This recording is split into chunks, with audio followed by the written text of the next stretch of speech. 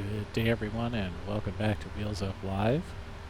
First, I'd like to apologize for the long delay between Tutorial 1 Tutorial 2.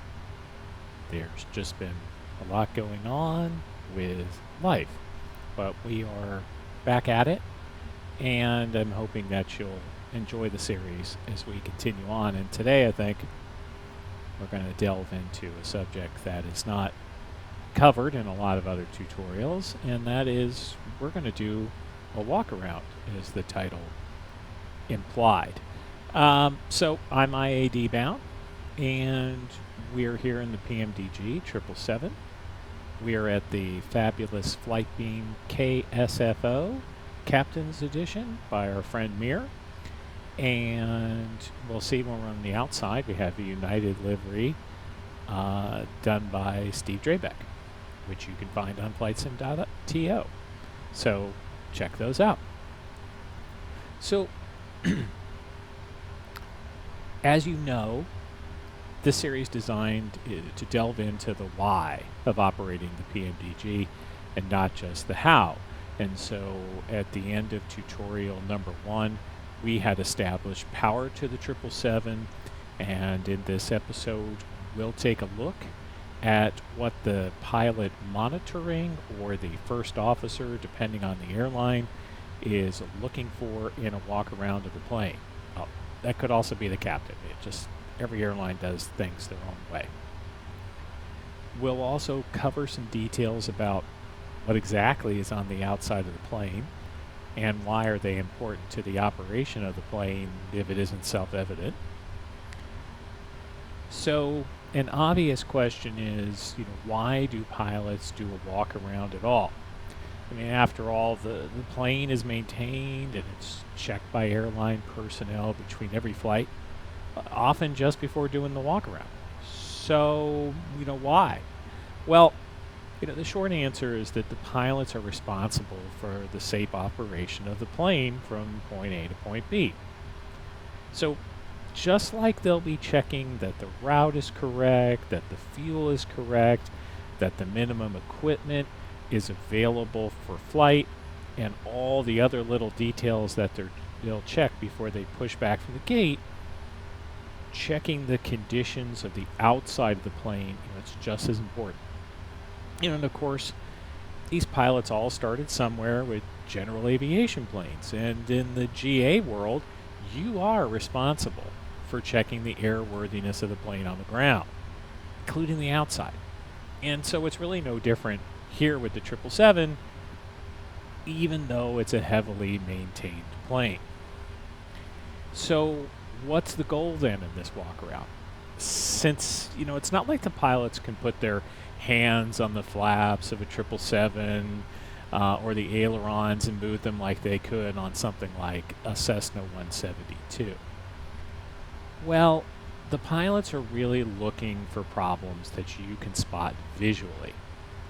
The pilot, they're not going to be opening engine cowlings or avionics bays, but if the pilot can see some obvious defects, such as a badly worn tire, leaks, or other problems, hopefully not a leak from the lavatory service panel, or if there's some obstructed probe or inlet, they're going to flag maintenance so that it can be sorted out before the plane departs. Think of it this way. The pilot is checking the general condition of the surfaces of the plane, such as the fuselage, the empennage, the wings, the windows, the antennas, the flight control surfaces, engines, just on the outside, of course, cowlings and lights, right? So we have all these different pieces that are out there, and we'll see some of them as we do the walk around. So in addition to obvious damage and fluid leaks, they want to make sure that movable items are in their proper position and that access panels are securely closed or stowed, whatever needs to be in its proper position. So likewise, probes and vents and ports and inlets are all checked to make sure that they're unobstructed. So, these are just general propositions, right? So other things they're looking at, if there's a door that's supposed to be closed. They want to make sure the doors are closed and the handles are recessed where applicable. They're also checking things like the operation, if on, of things like the navigation lights or position lights, making sure the light's clean and undamaged. In the real world, they're also checking for signs of overheating of lights, although I'm honestly not exactly sure what that would look like. I tried to track that down, but haven't seen exactly what indication you would see for an overheating example. I suppose if you were seeing sparks, that's probably bad.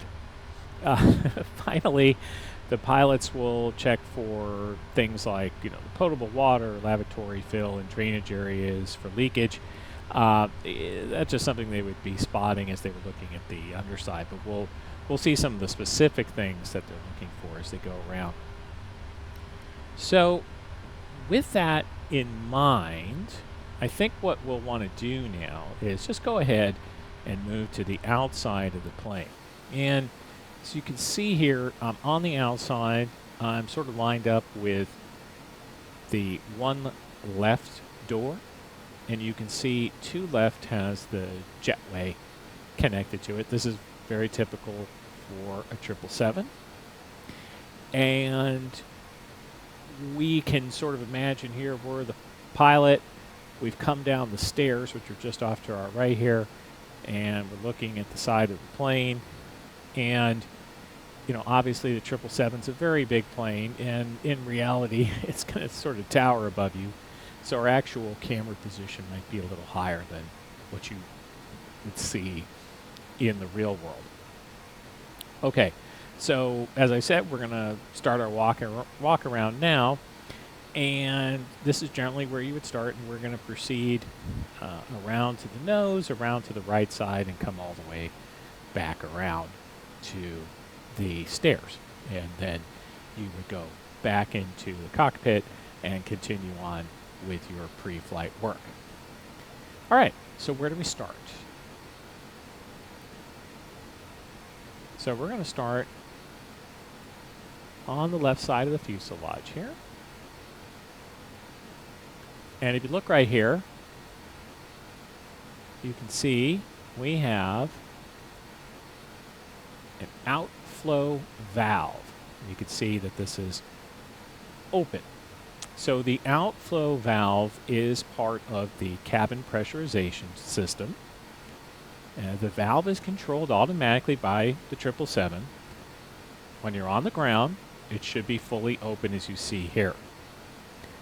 There are actually two outflow valves on the plane, and they can be manually operated from the pressurization panel on the overhead panel. But generally, it's all handled automatically by the 777. So here, you're just making sure that it's open, it's not obstructed. Okay. Just to the left here, let's move up a little bit so you can see it. You'll see here we have this little green disc, the crew oxygen discharge. And the crew oxygen discharge disc, you want to check it to make sure that it's green. Because if it's green, it means that it's still pressurized. If you don't see that green disc, it indicates that there was an overpressure of the system and the safety relief valve was activated. It's also an indication that your crew oxygen is probably at 0 or well below the requirements for takeoff. So you're going to want to check your status page in the 777 to make sure that the crew oxygen is correct. And you can actually do that if we just switch here. So if we come over here and we click on the status page and we come to the lower display unit here, you can see the crew oxygen pressure is at 1840. And that is more than enough for dispatch. When we return to the crew oxygen discharge disc, I'll just note, I'm not actually sure if PMDG models this if it has been depressurized. I haven't tried that. Okay. Now, again, you're down here on the ground. and you're looking up, and you can see there are 4 devices protruding from the fuselage here.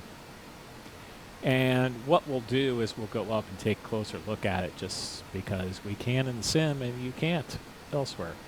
So from top to bottom here, we've got the angle of attack sensor, the left ice detector probe, the total air temperature probe, and the left pitot probe.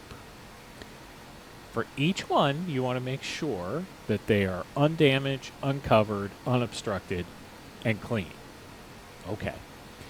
So you might be asking, if not self-evident, well, what are all of these items? The angle of attack sensor is kind of exactly what it sounds like. It's measuring the angle between the wing chord line. So the chord line is an imaginary straight line segment that joins the leading edge and trailing edge of an airfoil cross-section parallel to the direction of airflow. So basically it's just an imaginary line through the wing. If your angle of attack is too extreme, you could induce a stall condition, and that's where the flow of air over the wings is disrupted to a point where the lift can't overcome the weight of the aircraft. Another thing to note about the AOA sensor is that they are heated when either engine is on, so you don't have to worry about that from an icing perspective. And speaking of ice, so right below that is our ice detector probe, and unsurprisingly, it detects accumulations of ice. So the anti-ice system is usually in the auto mode on the 777. Okay, the automatic system will detect if ice is building up on the probes. There's one on the right side, and there's of the plane too, right? Okay, so when ice is detected, the system will heat the probe to get the ice off of it. Now, if the de-icing cycle occurs twice on the probe, the system will automatically activate the engine anti-ice system. Right, so it doesn't automatically start the anti-ice system for the plane components that are covered by those, which are the engines and the wings. Now, if the system detects 10 probe de-icing cycles, it will also turn on the wing anti-ice system. So you could see wing anti-ice from an automatic perspective, it's not terribly likely to come on, but I suppose anything is possible with high-speed flight. So essentially, the air heats as it compresses around the plane. So another way to think of it is that the total air temperature probe is basically measuring the temperature on the airplane's skin. At, particularly at high speeds, you'll notice a difference. So when you're at cruise, if you compare the total air temperature and the OAT, you may notice differences of 30 degrees or so. This is normal and expected. All right, right below that we have the pitot probe, and that is part of the system that measures the airspeed of the plane. The pitot probe works in conjunction with the static probes, which we'll see, which are all part of the Air Data Inertial Reference Unit, or ADIRU, which are used to provide the indicated airspeed. So those systems work together. Now, the ADIRU also provides other information, such as altitude, attitude, and inertial navigation position. Okay, and you may recognize that name from the inside of the plane, right? When we come up here, we have the ADIRU, which is currently off, and we press that to align the inertial reference units. However, there's a lot more in that system than just those inertial reference system. Okay, so the left and right pitot probes are connected to an air data module, okay, which is just a system in the plane, and that module converts the dynamic air pressure to a digital output for use by other systems, especially the Adaroo system, right? So, and the center probe is, which we'll see on the other side, is connected to a standby air data module to provide the same sort of information to the ISFD, which is the independent instrumentation that you see here.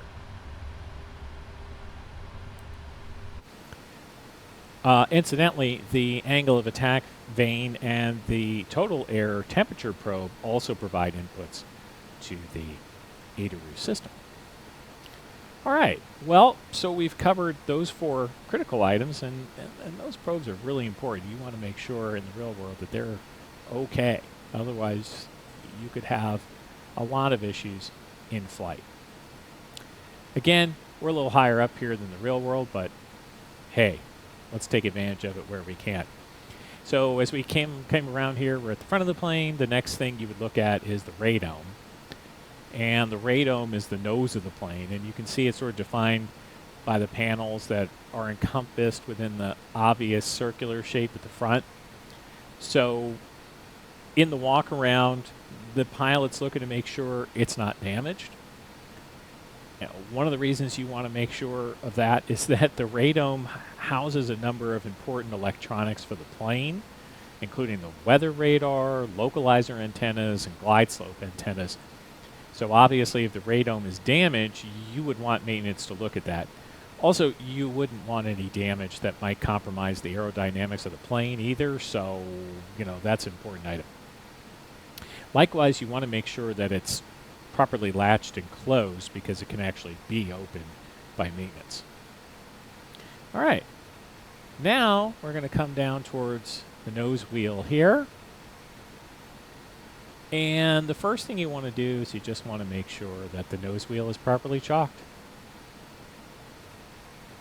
All right, then the next thing you're going to do is you would be looking at the nose wheel tires, and you're looking for unusual wear or tread separation or other damage.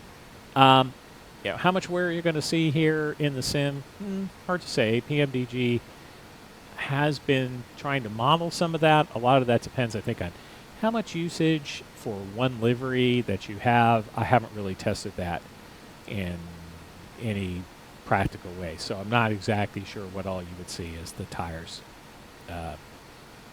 wear. Okay, so one of the things that you may be wondering is, what about tire pressure? That's something that you can actually look at in the cockpit using the gear status display option, which we'll show you a little later. Now, you also want to check that the shock strut is extended and that there are no fluid leaks. So the shock strut is right here. I don't think you'll actually see any fluid leaks in the sim, but okay.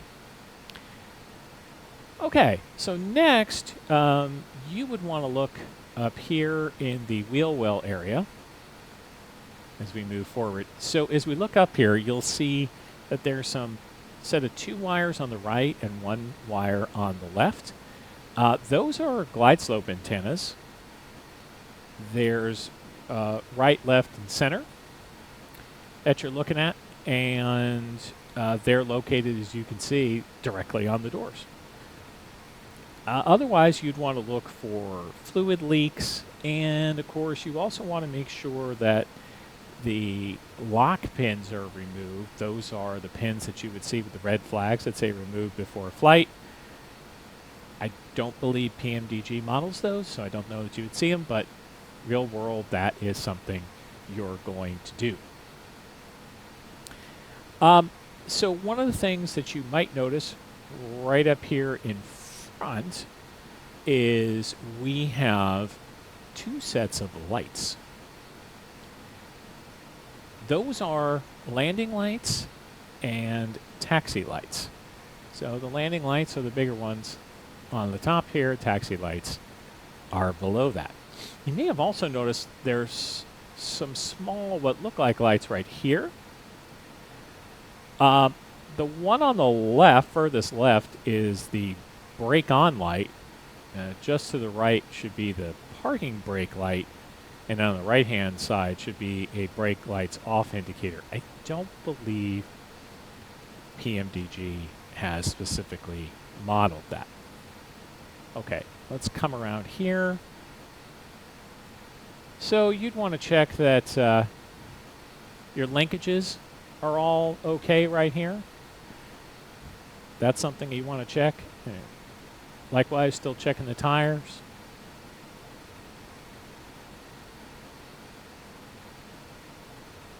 Okay. And you can look up here, and you can see there's a little gray box here. That's an interesting box. I don't believe PMDG has any of these workable from the outside. So, you know, it's more something to look at. But that is the APU remote operation panel. And if you look, they have indicated this, so you can see this. And you see we have the ability to trigger. They will tell you if there's an APU fire. You can discharge the APU. You can emergency shut down the APU. Also, there's flight deck call switch, and this is where the ground crew can also hook up their headphones to talk to the crew.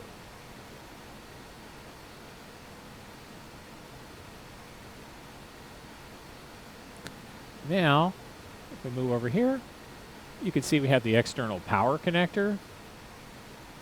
Again, there's nothing specifically you have to check here. It's plugged in. What do you got to do? It's not like you're going to close it or anything, so you're just checking that. You can see also right here that we have an access door. This is the electronic equipment access door. You want to make sure that it's closed and latched. Incidentally, you can open this if you want to have a look inside. There you go. You can see. You can look up in here. Not much to see, but it's there. But you normally would want to make sure that this is closed and latched unless the crew was working on it. There's also, incidentally, just if you want to see this here. So up here, we have an avionics bay, and that too is actionable item here on the Universal Flight tablet. There we go. You can open it. Generally, you just want to make sure that it's closed.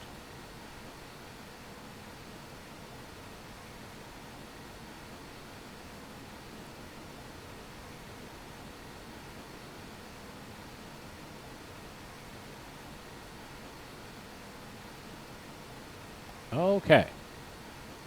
Now we're going to move along to the right side of the fuselage. And again, here we have another set of probes. No big surprise there. There's probes on each side. Okay. They're similar to the ones that we saw on the left-hand side, except there are two pitot probes, right and center, and there's no total air temperature probe. Otherwise, you're looking for the exact same thing in these probes. So, you know, they're clear, they're undamaged, etc.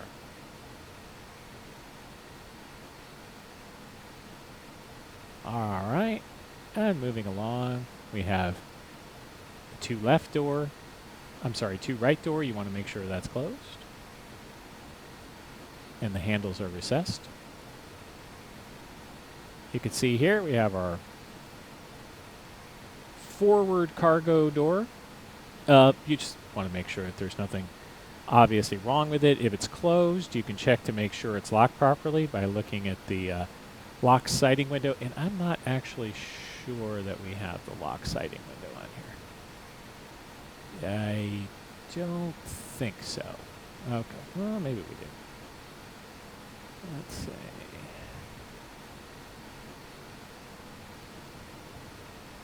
Yeah, can't really tell. Apologies. Okay. Most of the time when you come out during the walk around, it would probably be open for obvious reasons. I mean, they're probably loading the plane during the time that you'd be doing the walk around, but I don't have every door open for this example. All right. Now as we move back a little bit here on the fuselage, you'll notice we have 3 static ports. Okay, these should be clean and unobstructed. As I mentioned before, the static ports are part of the ADARU system. They provide, not surprisingly, static pressure information. And static pressure information, of course, is the pressure of the atmosphere outside the aircraft. Just so you know, that reading assumes the plane is not moving, even if it is moving. If we pull back a little bit, come up,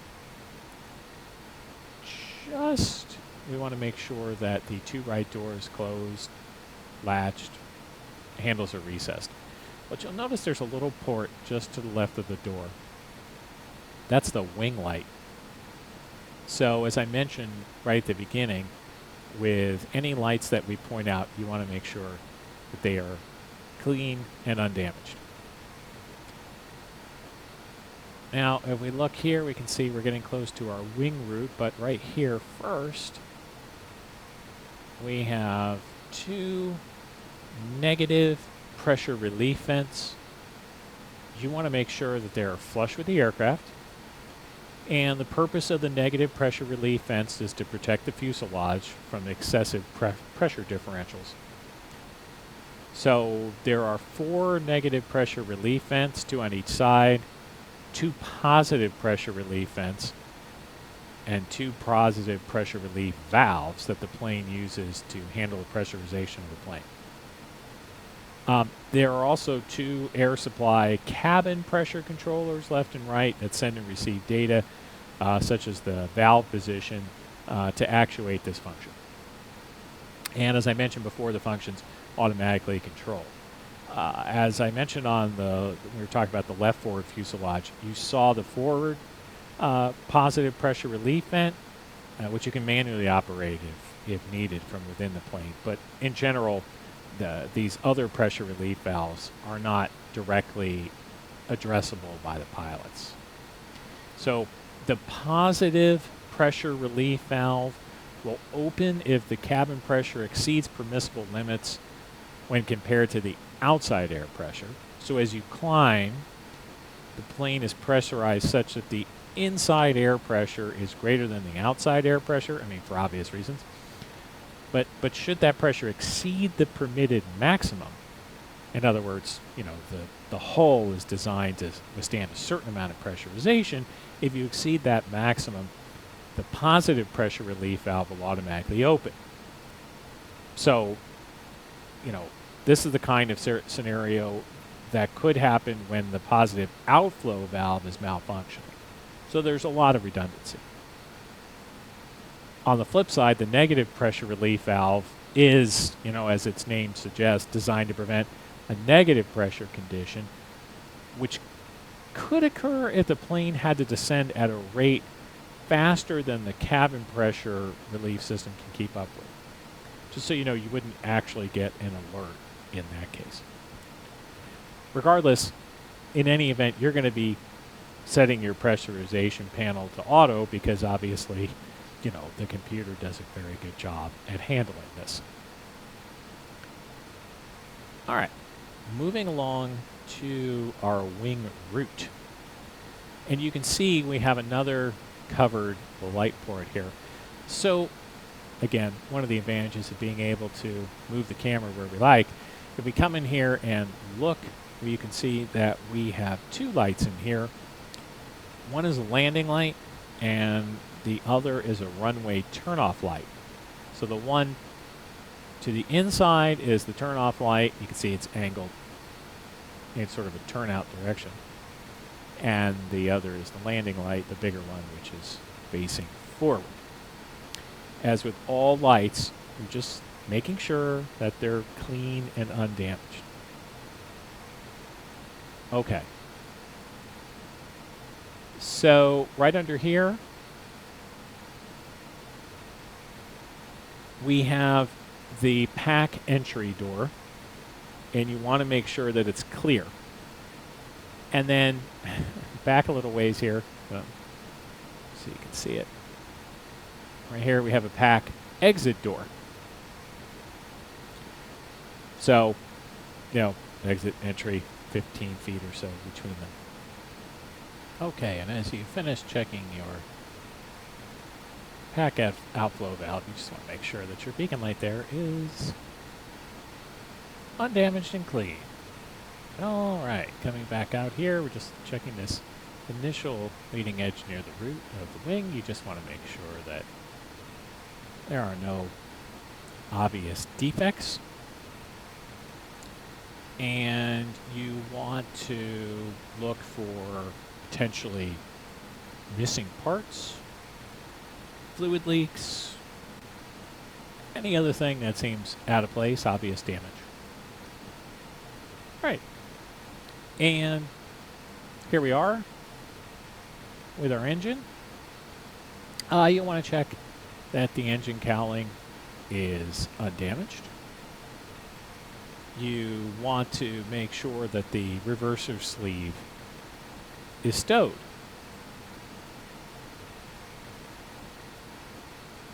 On the front of the engine here, keep in mind, in the front of the engine, you're going to be looking at it from about here, but we can get up a little closer. As you know, you can literally stand inside this cowling.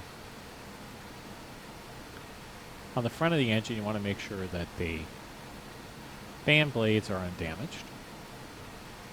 You can see right here, we have a little probe, a pressure probe. You want to make sure that's undamaged. These little rub strips here, you want to make sure that you can see them. Now, on the outboard side of the engine, come around.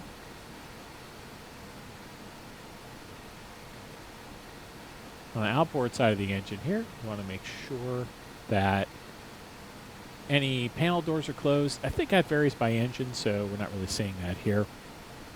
You're obviously checking for damage, and that, again, the reverser sleeve is properly stowed. Let's come around to the back of the engine. You want to make sure you can see through the fan blades. There's some blocker doors in there. You want to make sure they're stowed. I'm not sure that's modeled. And you want to make sure that the exhaust area is unobstructed and undamaged. All right, continuing on now with the wing itself. And again, you're just looking up at the leading edges. And the same principles, you're checking for damage, loose panels, missing parts, fluid leaks. You also want to make sure that the flight control surfaces are clean. All right, not seeing anything obvious here. Not that you would expect to, but hey.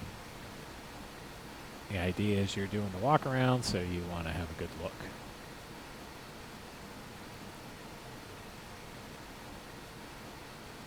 Okay, now you'll notice here, as we look up, we have a series of lights, and we're just going to get up close so we can see them a little better. Okay, so our green light here is the navigation light, and it will be red on the other side. You want to make sure that it's clean and undamaged.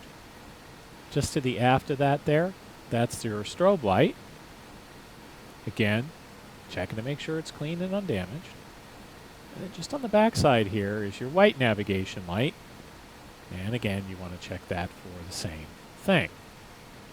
When you're out here at the leading edge, the other thing you want to do is you want to look back to the top of the fuselage to make sure that this VHF antenna is undamaged. Okay. As you move around to the back of the wing, much like you did on the front side, up top here, you're going to look back up, and you want to make sure that your VHF antennas are okay. If you had SATCOM antenna, you'd be checking that as well. All right. The other thing you want to check now, of course, is that the control areas of the ailerons and flaperons are clear and undamaged. This might be a little easier down than up. There we go. As we look up, we want to make sure that our static wicks, which are the little wicks sticking out from the wing, are undamaged and none of them are missing. Right up here, you'll see the fuel jettison nozzle. You want to make sure that it's free of obstructions. As we continue along, on the rear wing, we're just checking to make sure that there's no damage, flight control surfaces are clean, etc. All right, having done that, you would find yourself here at the right main gear.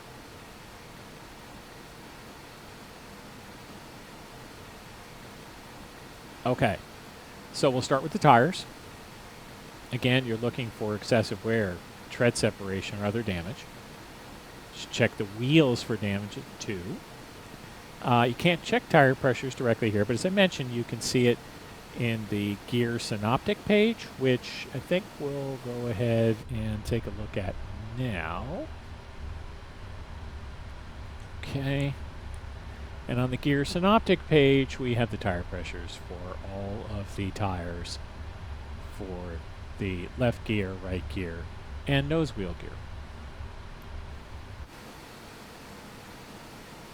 Now, moving on to the gear components, you want to make sure that the tilt arm is connected and that there's no leaks in the cylinder.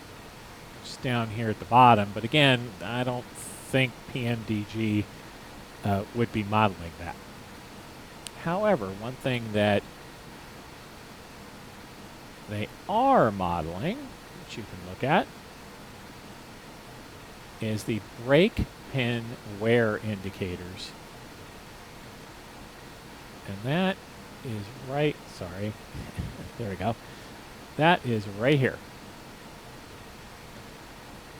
And what you want to make sure is that the brake wear indicator, which is this little pin, extends beyond the face of the wear guide.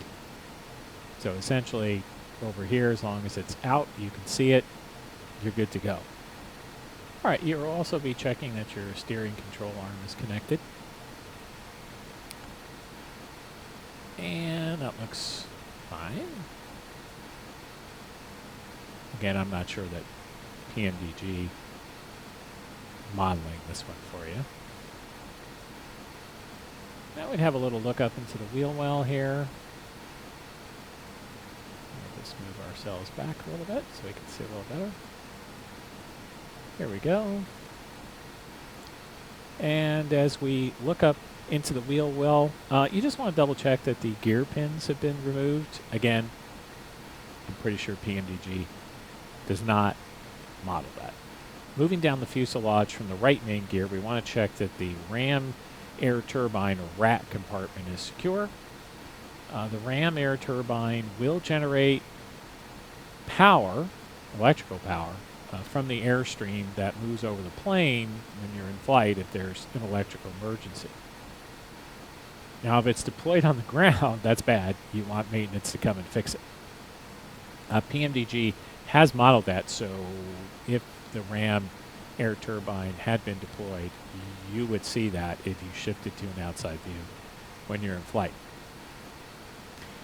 All right, once past the ram air turbine, what you would double check is that the spoilers on the wing are retracted.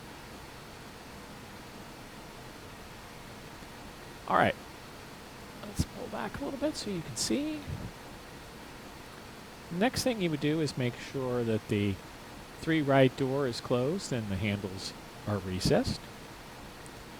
On the right aft fuselage, you want to make sure that the VHF antenna and the aft galley drain are undamaged and clear. There may be some telephone antennas on here.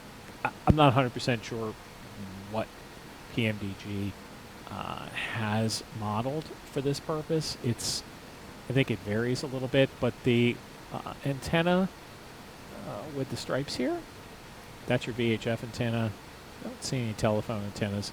So the next one back here, which kind of looks like a probe, is actually the aft galley drain. You just be checking that those are okay. Now we're at a cargo door. Again, normally your cargo door would probably be open at this phase, but if it wasn't, you would check to see if the lock indicators are showing that it's locked and secure. Right behind this is the bulk cargo door. The bulk cargo door is sort of fun because unlike the other cargo doors, the bulk cargo door opens inward, and we can sort of see what that looks like. Let's open that one. There we go. So you can see how that one works. And if you compare that, right, we have the aft cargo door, and you can see it opens outward. So, different setup.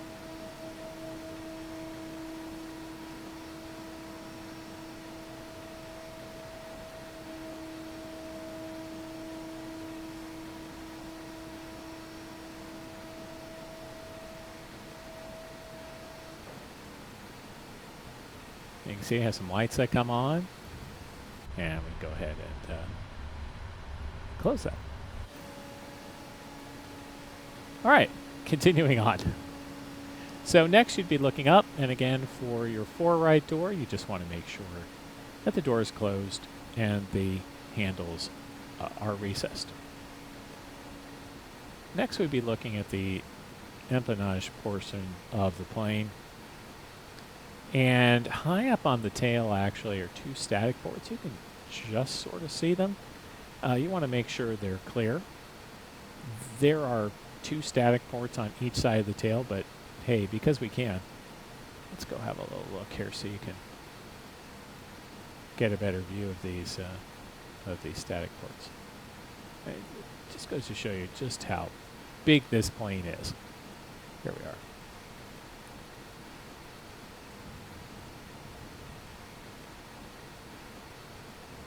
All right, coming back down to human level. Now, you also want to check and make sure that the static dissipators are undamaged. I think on the PMDG we have a couple just way up here at the top, as you can see. And also on this surface. So we could see it does happen. So you just want to double check, make sure that they are all there, nothing is missing.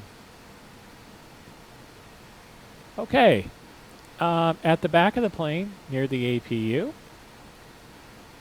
we have two more lights. I'm just going to pull you up here so you can see it. There we are. The top one is strobe light, and the one on the bottom is a navigation light. As always, you want to make sure that they are clean and unbroken. Looking at the APU itself, you can see that right here. You'll want to make sure that the exhaust section is clear of any obstructions. So near the APU, there's also an APU drain, and you just want to make sure it's up here. You want to make sure that it's not showing any unusual oil drainage. Again, I don't think PMDG is modeling this as far as I know. I've got tail skid protector, and we have tail strike detector. You want to make sure those are okay. See those right here. There's also a service access door you want to make sure is closed. So if you come around here to the left, you can see the little black dashes. Those are kind of fun. They're a visual indicator of where the stab trim is set at the moment. So your inspection of the left side of the plane is going to mostly mirror what you just did on the right side of the plane. So I won't repeat all of that here. However, there are a few minor differences on this side of the plane that we'll note. So on the left side here, we have another outflow valve, and that's below the fore left door. Again, it should be open, clear, unobstructed. Near the trailing root of the wing, you'll see what's called the ADP exhaust, Alpha Delta Papa. ADP stands for air demand pumps or air driven pumps. So I've seen this written both ways. There seem to be sort of two terms in use that may be meaning the same thing. Regardless, they're the exhausts of the air that are used by the air-driven hydraulic pumps. All right. There are some panels on the left side strut of the engine. You can see those right here. You want to make sure those are closed. Again, forward of the engine here. Now there are two negative pressure relief valves forward of the wing root here, so you want to check and make sure those are flush. You'll notice here as we move forward, we have 4 static ports, so we've got a right, a left, a center, and a cabin pressure static port. They're labeled. Forward of the static ports, we have, and again, for those you want to just make sure they're clear and unobstructed. Forward of that, we have 2 positive pressure relief valves. Again, these should be clear and unobstructed. And at this point, guess what? Your walk around is complete. Now, in the real world, of course, this walk around would only take a few minutes. No surprise, right? I mean, these folks know what they're looking for, and they aren't stopping to have a long conversation about each piece that they're looking at. But you know, it's helpful to know what it is they're normally doing on these walkarounds. And obviously in the sim world, we don't have to do a walkaround, but it's good to know what's actually going on outside the plane, I think, at least a little bit.